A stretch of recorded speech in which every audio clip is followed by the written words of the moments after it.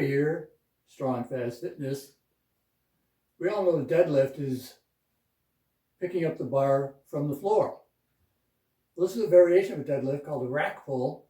For a rack pull, we're going to use our power rack, hence the name. Although I've seen people do them off boxes. The weights, each set of plates sitting in a box, but that's not the most stable way of doing it. Rack is much better. So, a rack pull we want to set up very similar to a deadlift. Photobombed by the cat. So feet about shoulder width apart. We get close to the bar, go down and grab it.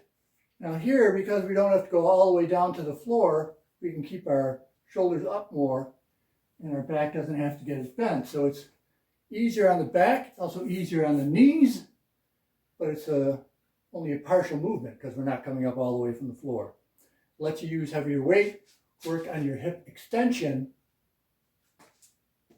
and it's just the same movement as the deadlift. So we start here, stand up, hips to the bar, and then bring it back down.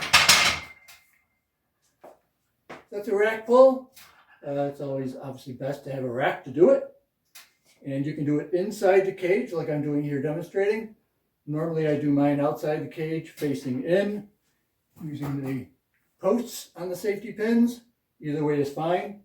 I like to keep the bar forward all the way because the most common thing that happens when people do deadlifts or rack pulls is the bar gets away from them. And then they wind up bending over too much at the waist. So if you have the bar all the way forward to begin with, that can't happen. So again, we set up like for a deadlift. Grab the bar, hips go back, shins stay mostly vertical, chest up, and then you just come up, push the hips to the bar, put it back down. The rack pull, if you have a power rack, and it's really nice if you do, give it a try. Be seeing you.